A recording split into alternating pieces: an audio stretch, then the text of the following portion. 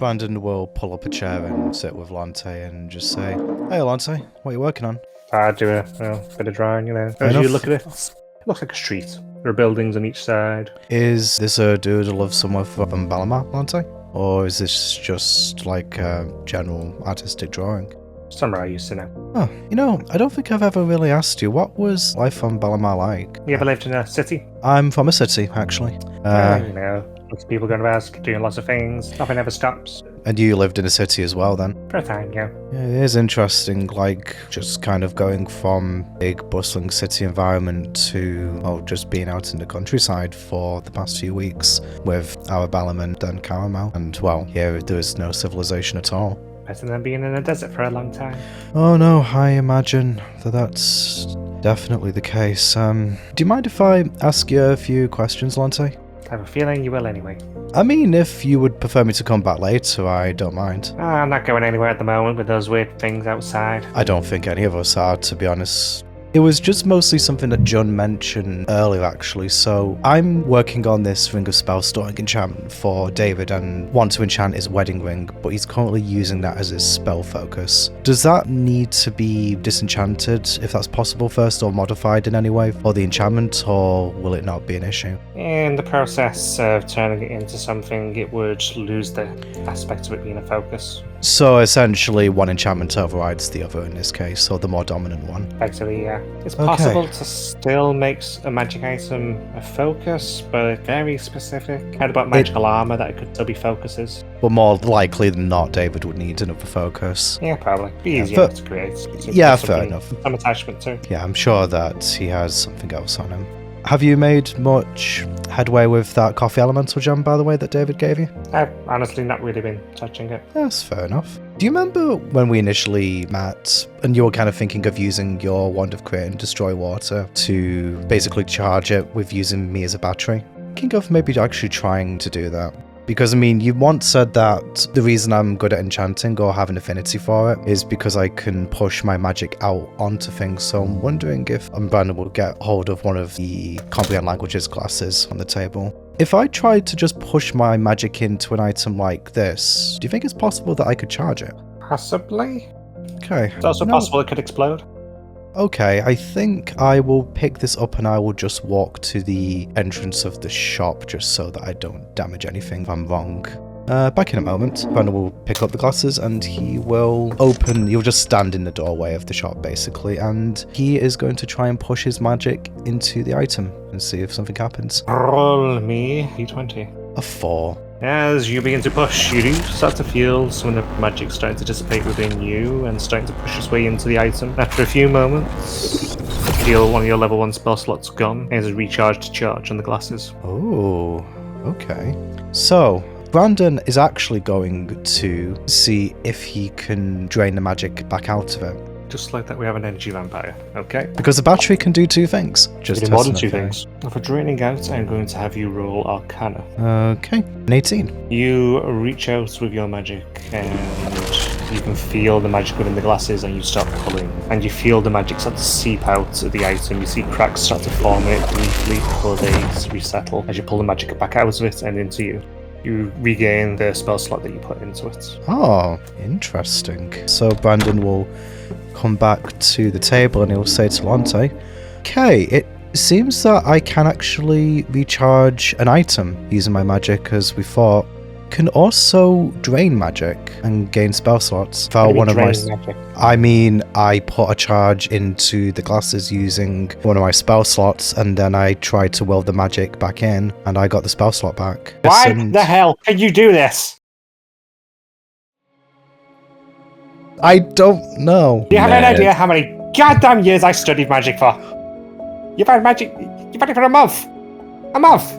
I'm sorry, He's Lante. exasperated when he's looking at you. I'm sorry, Lante. I was just curious what I could do, and I thought this would be a good opportunity to experiment. Pinches the bridge of his nose. Did they explode? I noticed some cracks forming on the glasses as I was doing it, but they seemed to settle as I drained the magic. The glasses are intact. Is that normally a process that takes quite a lot of time and effort and external tools to do? Yes, and not into a person. I should make you explode, probably. Burn. I don't know. I felt a little bit of a tingle as the magic was going back into me, but besides that... It's a bit of a tingle. You should have burnt off a hand. Sorry. I didn't realise that it was something that was so significant, but then I have no grounding for what is and is not possible and what should and shouldn't be achievable.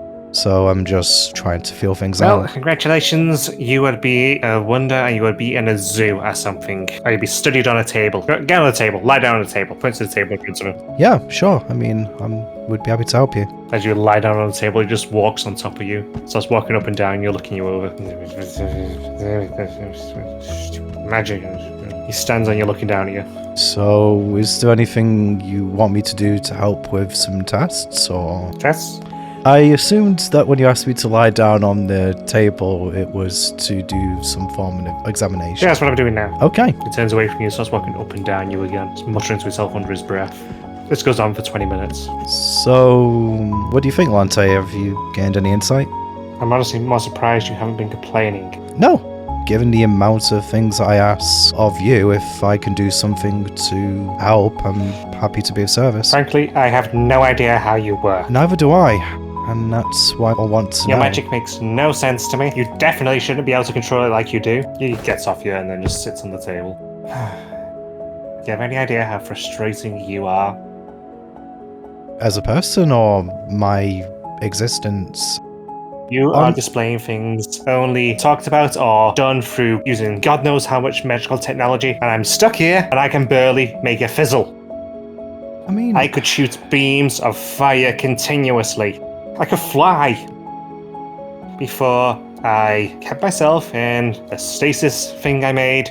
You did mention one time that took a lot out. More than a lot out of me. I haven't been able to do anything close to what I could. And I can't feel myself regaining what I had. I think I burnt myself out. Auntie, I'm sorry. I had no notion of that. What I am now is the best I can regain it. You said that when you were on Balamar, the ambient magic was just barely there because the world was dying.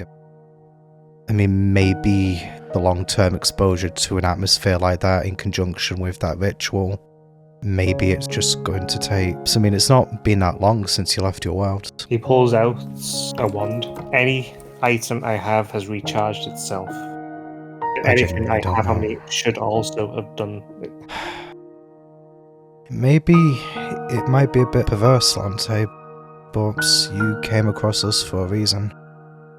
You say that I can do things which are normally not possible or require a lot of equipment. I mean, maybe if I learn more about magic and figure things out, maybe I could help you. I don't want to make any promises, Lante, because I genuinely don't know what's possible and what's not. After all the help you've given to me and the others, if there's anything I can do to help you, if you think of a theory, or if I display some form of property down the line, which to pay the favour, I guess. We'll see. I'm just frustrated. Sorry. Honestly, Lante, if I'd known that, I can understand it. I think I would be in your position too. Grabs a pair of glasses. Show me. Okay.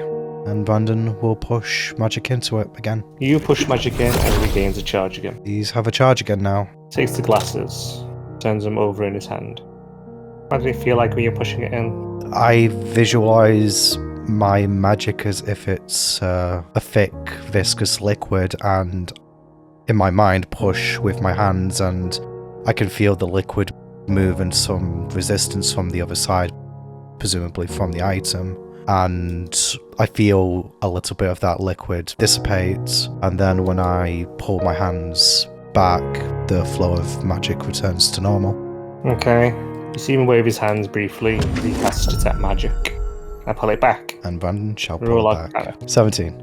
Okay, you pull it back, and again, small fissures start to appear on the glasses, and then you pull it back inside yourself, and your spell slot returns.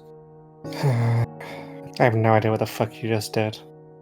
I mean, I kind of get it in theory, but that makes no fucking sense.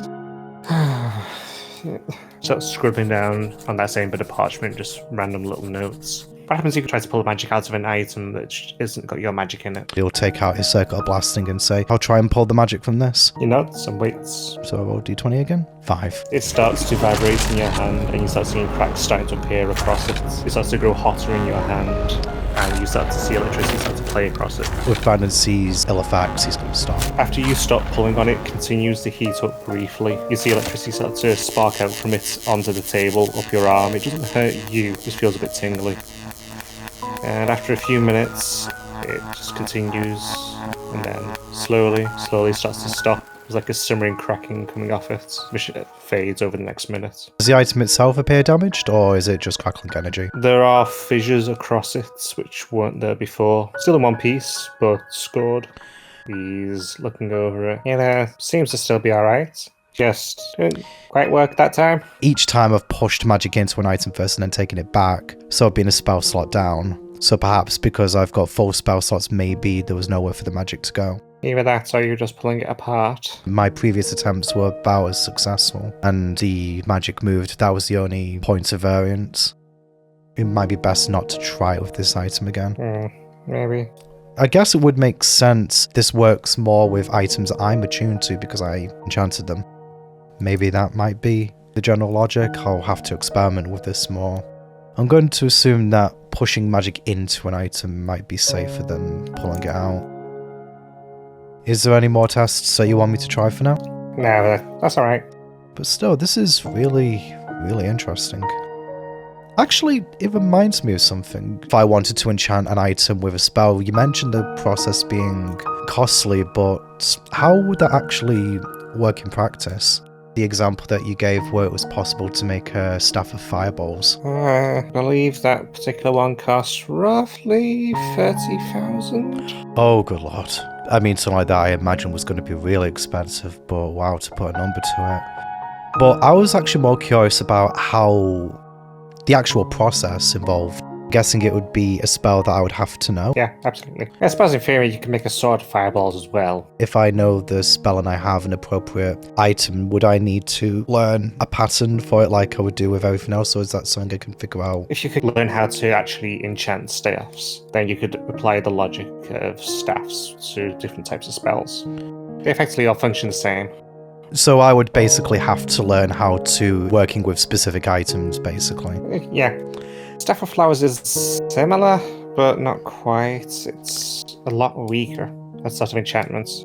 So if I, let's say in the next civilized world, looked for just general magic theory and techniques on how to work with weapons and armor, that would probably be a good place to start. Yeah, that could work.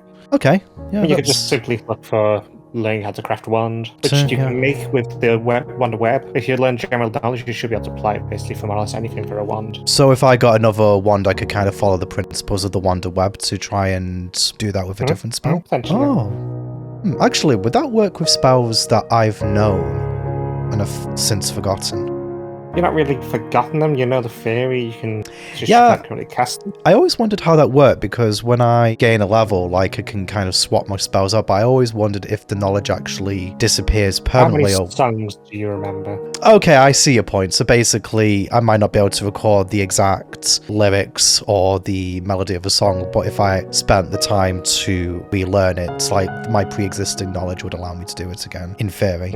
Okay, so it's kind of like that. Okay, that's a good way of putting it. So, we've talked about being able to copy scrolls before from like other scrolls. Possible for me to make a scroll by copying it from a spellbook? Or does it not quite work that way? Because the way I've thought about it is, when I'm reading the spell and gaining the knowledge from it, like all the information to learn the spell is there, but it's not precisely a pattern, so I was wondering if I know a spell, I could create a scroll that way, or if I could kind of... If you know a spell, you can transcribe it down. You need to have understanding of a spell that you're transcribing to create a scroll of it. I see, so I wouldn't be able to, for example, like a spell in the spell book, like I wouldn't be able to transcribe a pattern for it if I don't actually understand the spell myself, and it's something that I can actually learn. More or less. When I was full strength, I could do that for at least lower level spells, which I wouldn't normally be able to cast. Time and resource, so it took studying it repeatedly. So what sort of stuff could you actually do before? I mean, you mentioned being able to fly. I mean, that sounds incredible. It made objects come to life, conjure elementals. What level magic were you able to access? I mean, this sounds well and beyond what we're able to do. 5th and some 6. Jeez. Sorry, I don't know what to say to that, Lance. I mean, that's frankly amazing. It was. Shooting sunbeams out of your hand could be quite fun. Now the best I can do is a little campfire.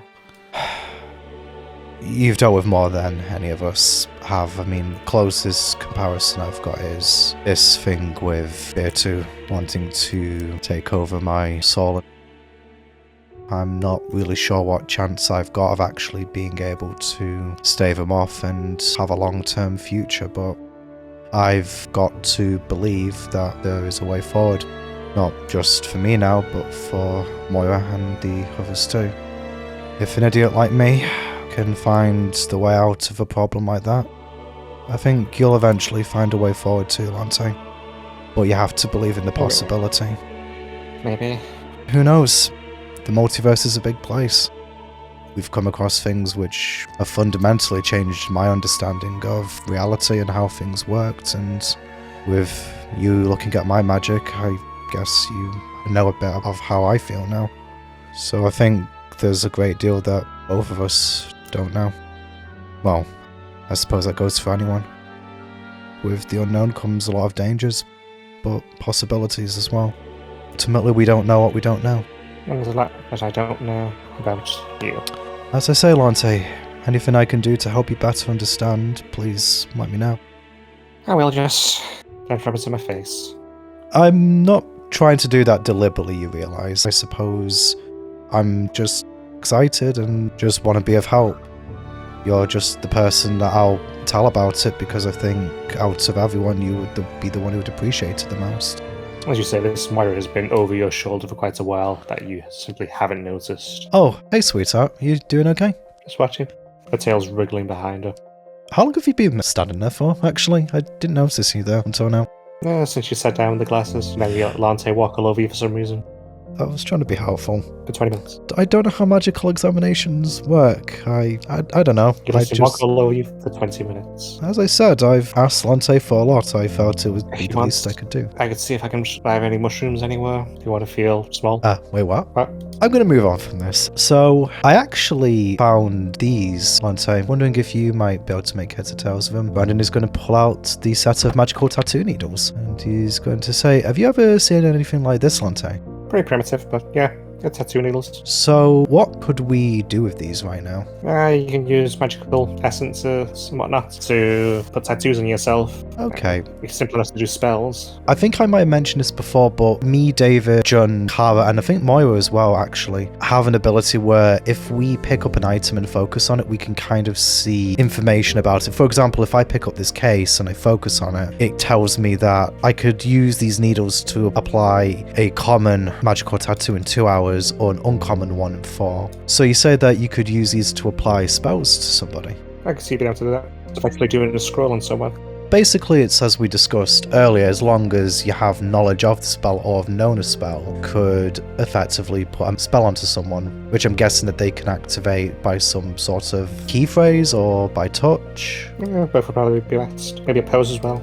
That is really, really interesting, honestly. I mean, we're probably going to have to clean these needles first. I asked John about sterilising them, just so we don't get any sort of infection from using them. Moira is hovering even closer to you. You're going to get a magical tattoo. I could do eventually, but these needles probably need to be clean first, darling. just because if Sterilize them with fire. I think you could probably do something like that, but I think Jun knows of a better sterilization method, so I'll just wait to see what they do with it. And besides, we don't really have much magical materials right now. I'm basically going to use all of the stuff that I've got for a ring. How many magical materials do you think this would take, Lante? Just as a rough ballpark figure. Equivalent of a spell scroll. Actually, no, it'll take a bit less than a spell scroll, actually, just due to the fact that you can't really sell them. So I'm going to say 20% reduction of a spell scroll. Okay, I'll make a note of that later then. I think at this point, Brandon will ask Moira, is there anything that you need me for right now, love, or are you just interested in this conversation?